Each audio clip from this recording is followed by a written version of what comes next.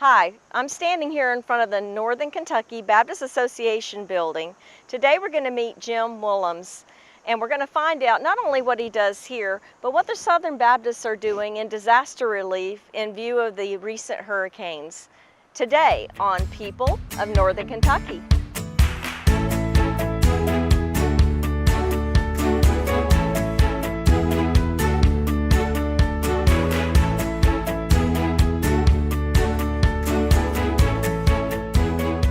Well, thank you for interviewing with me today, Jim.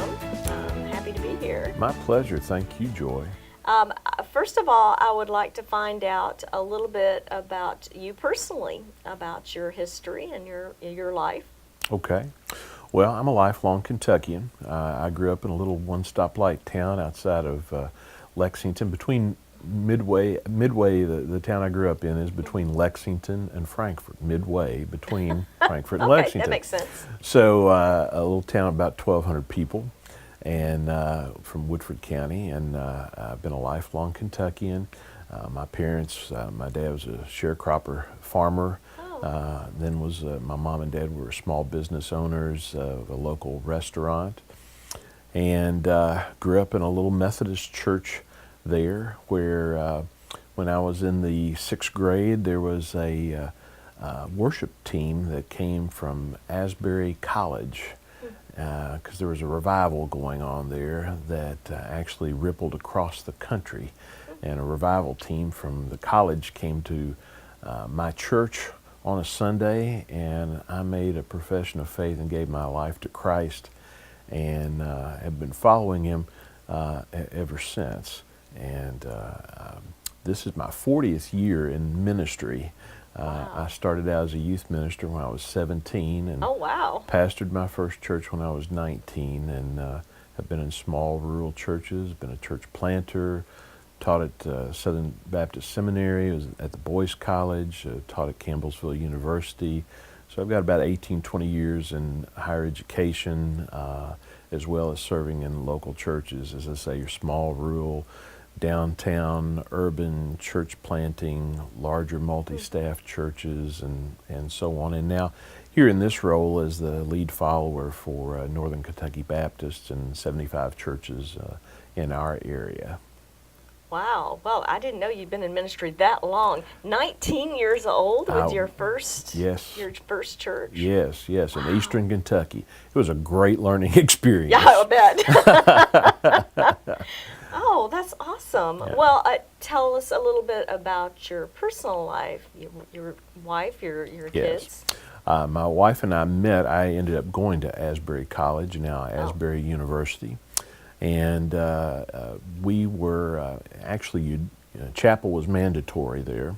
Okay. And so we would always draw a seat in a lot every year. And so my father had passed away between my junior and senior years. And then Governor Brereton Jones was a friend of my dad and some of his other friends. And I wasn't going to be able to go back to college my senior year because I just didn't have the money. Yeah. And my dad's friends got together and paid for my entire senior year. Mr. Logan, Harlan Logan of Logan's of Lexington, and J.T. Lundy, and say Governor Jones and some other friends, and they paid for my whole senior year so I could go back. Wow. And I drew a seat next to Peggy McCain. And my wife and I met in chapel my senior year, and it was like her last quarter in school. She was just finishing up some hours for her degree, and we had never met. And so we met in September, had our first date in October, and by Christmas I had asked her to marry me, and now we have 36 years of marriage behind us, and we have 2 daughters, both grown. Jessica, our oldest, she's a nurse practitioner in Lexington and has our grandson, Elliot Jameson Marshall. Son-in-law is a retired police officer. And let me just say, grandparenting is actually the best thing ever. You know, Aw, thanks for letting me know. yeah. Oh, it's awesome. I'm waiting for that time. Oh, it's the best. I promise you, it's absolutely the best. Good to hear.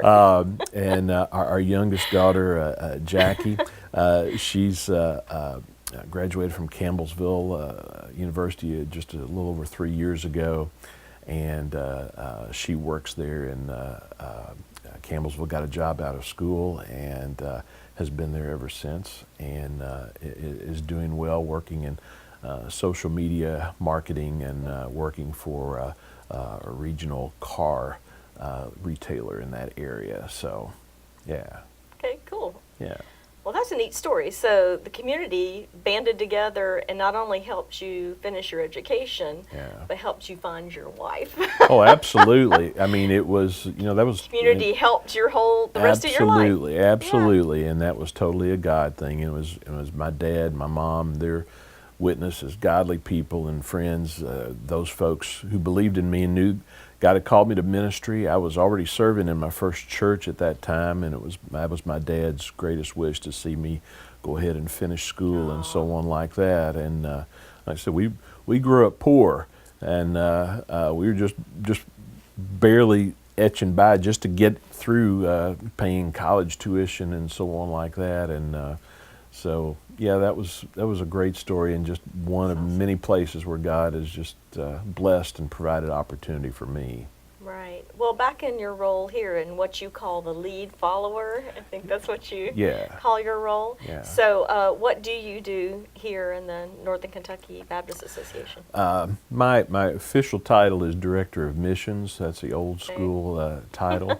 But I choose to refer to lead follower because that's what I am. I am a follower of Jesus, and we have 75 churches in Boone, Kenton, and Campbell counties primarily, but we have a few churches in Grant County, Pendleton, and Bracken.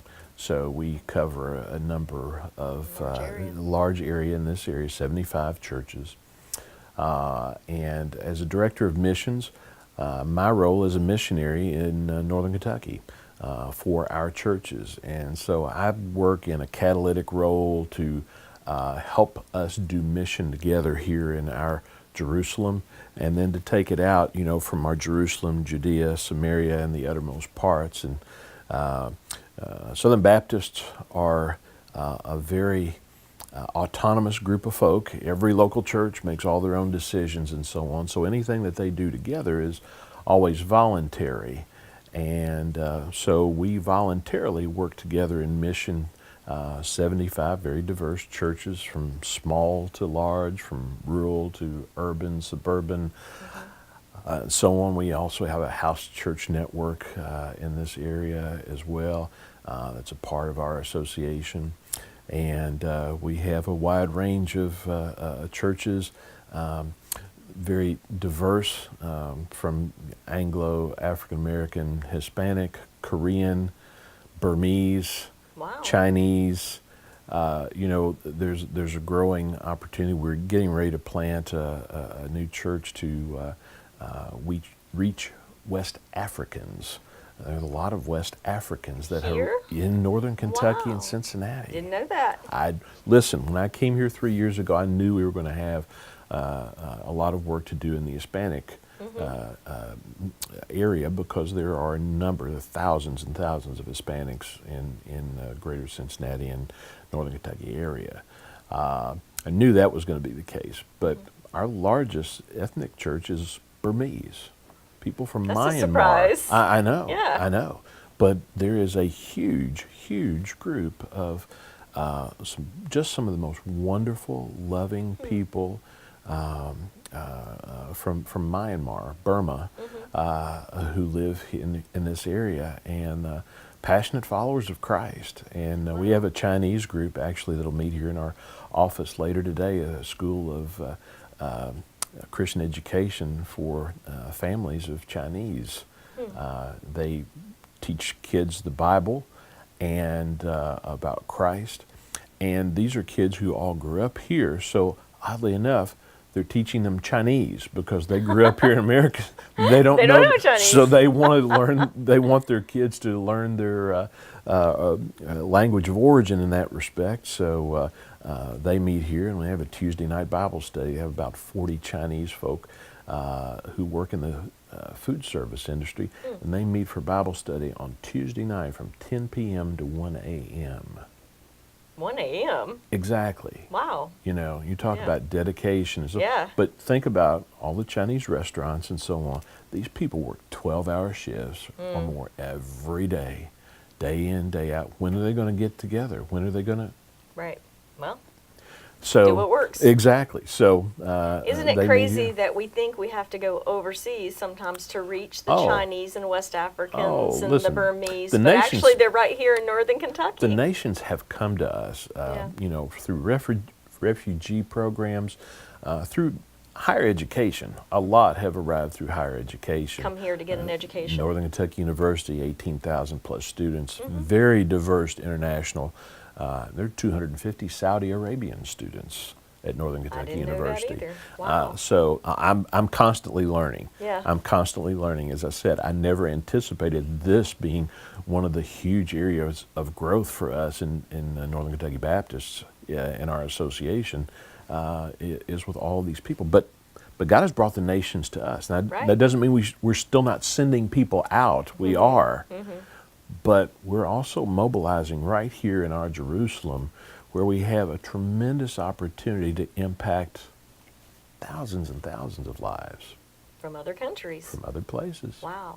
Yeah. Well, talk about helping in other places. One of the reasons why I wanted to talk to you today is because of the disasters that just happened, the Yeah. hurricanes Yeah. down south, Harvey and Irma. Yeah.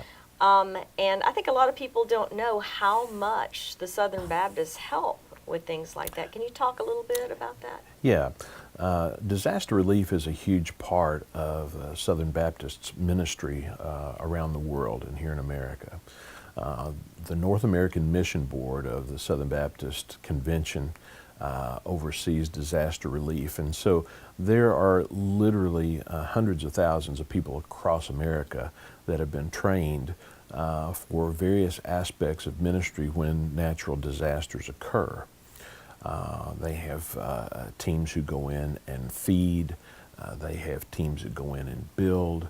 They have teams that go in with laundry trucks and wash people's clothing and so on like that. The practical kinds of things, you know. But we are the largest feeding ministry of disaster relief, working in conjunction with the Red Cross in many cases. The Red Cross often gets a lot of the resource and so on, but they often buy the food. But it's the Southern Baptists and the Salvation Army folks who basically feed everyone because they provide the volunteers in many cases, as is true with Harvey and Irma. We have tens of thousands of Southern Baptists who are working now in disaster relief in both places, who are daily feeding. We have a group from Kentucky. Some of our folks here in Northern Kentucky are participating, and they're feeding 40,000 people a day. Wow. A day in the greater Houston area, for instance. And those numbers are still being compiled with Irma because they're still New. evaluating. Yeah, just a week old, yeah. Right, and back to back. But we've got a team. We already have some folks who are there with food service. We have chaplains on the ground in Houston. We have some others who are going to be going out to Irma, to Southwest Florida, and in that area. We've got a mud out team that's going on Monday. They go to just help, dig people out and help them start, because many times because of the mold problem that happens in both of those warmer climates, now that the rain has stopped, wow, that is the greatest danger. And so they're going in to dig people's houses out and sometimes gut them out so that they can start over. I don't think people realize that. My husband and I were some first responders to Hurricane Katrina many years ago. Yes. And I did not realize till I did that how bad the sewage and the mold problem is. It's horrific. It's awful. You don't, the smell No, and yeah. Well, everybody's stuff is ruined. just because of the mold and the sewage that have come through. So. We have partners on the ground there in Houston. I just spoke to one yesterday, and he said by the end of next week, they will not probably bring any other disaster relief team members in for cleanup. They're going to have to be hazmat trained and so on, because the mold is so high and so on. So it's getting ready to reach another level there. The same will probably be true in Florida in another week or two as well. So, but it is a great opportunity that we have to minister to people, and this is a great heart of Southern Baptist, of building bridges to people in times of their greatest tragedies. And last year when the flood happened in Baton Rouge in Louisiana, and it happened during the presidential election, so nobody knew that 60,000 people were flooded out of their homes in Baton Rouge. You got about 2 days of news on the national news in the presidential election. But we sent down teams for clean out and so on. We sent rebuild teams. We were able to help rebuild 4 homes and 2 churches and get people back in their homes and churches. And that area in Baton Rouge, for instance, much like some of the areas that were hit in Houston, it was not a floodplain. Not a floodplain. So they had a 1 in 500 year kind of flood that happened. And as a result, 80% of the people did not have flood insurance. So they were having to help, they were starting over. I mean, we helped a grandmother who was 83 years old who had lost everything and had just buried one of her children who she'd been caring for with cancer. And she lost everything. Oh, wow. We helped her get back in her home, Miss Pat, back in her home, got her home fully furnished, finished, and so on, with no debt, with no cost. Oh, that's wonderful. And able to help her get her life started over. And that's what we're hoping to do in Houston with Harvey, and also in Florida with So there's with really Irma. almost 2 different teams though, right? Because you have the emergency first responder team come in there and feed and do the laundry trucks and all, but then you have this separate team come later to help rebuild. Oh, and we will. And we've got some great building teams. We've got some high-skilled people from all around this area. They're builders who work with some of the larger building corporations and private contractors and so on here in the area. And they will often give a week, 2 weeks or more of their time in disasters like making this. money to do that. Exactly, Yeah. exactly. But that's why we were able to help rebuild 4 homes and That's 2 awesome. churches in Baton Rouge. And I know that we'll be able to do the same in Houston. What we've been doing most recently with Houston is, in talking with our partners on the ground there, again, there was over 120,000, somewhere between 120,000 and 160,000 homes that were flooded in Houston. A lot of churches, a lot of pastors, and so on. Many of Southern Baptist churches, and of course many other churches as well that were flooded. Our partners on the ground said, we need practical, immediate help, and so the food service, the trucks, and all of that's practical. But he said we need something to help them with day to day. So we've been collecting gift cards from our churches in the area, and we're still in the process of doing that. Gift cards to Home Depot and Lowe's and 84 Lumber. Definitely going to need that. Those practical things. Yeah. Kroger is huge in Houston and so on, and Walmart, for basic foodstuffs and services and so on like that. And then we've encouraged people to buy gift cards for chain restaurants and so on.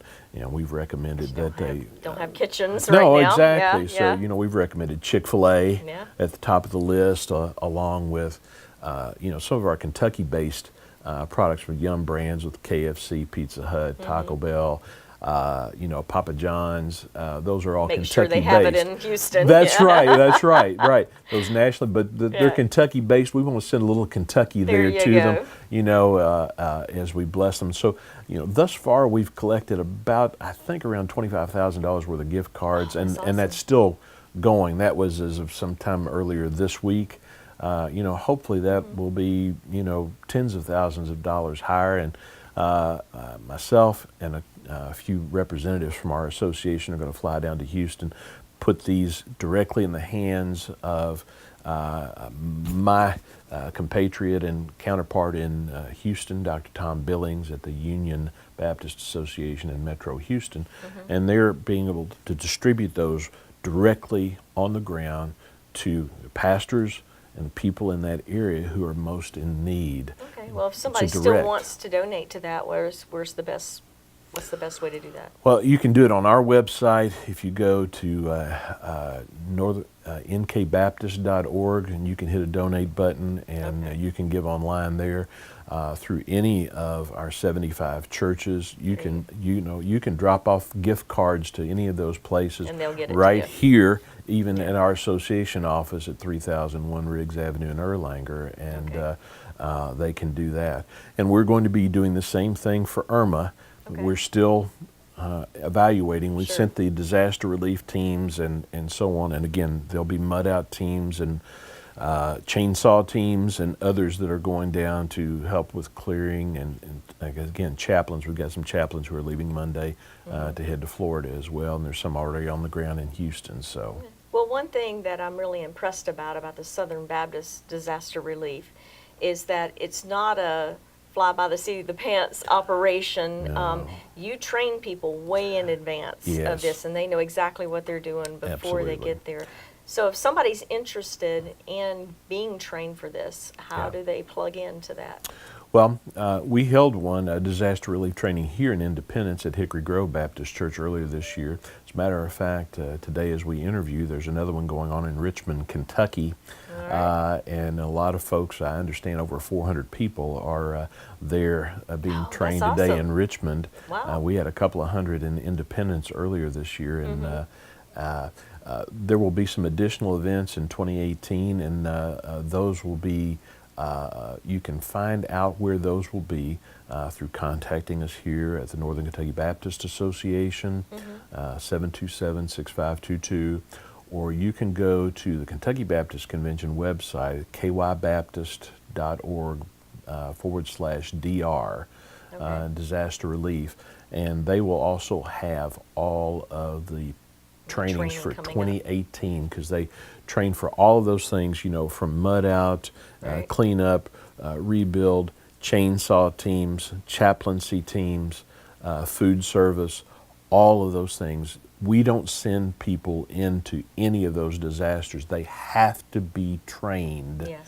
before they go on the field. A lot of well-meaning people have Yeah, because contacted sometimes me. you can do more harm than help if you're not trained in this situation. Yeah, I got a lot of messages immediately after this. We want to do something. We want to do something, And I have found, just in working in this area for the past couple of years, and with Baton Rouge particularly a year ago, I found out, let's work with the people on the ground who know exactly what's going on here, and can tell us what the most basic and the best way that we can help is.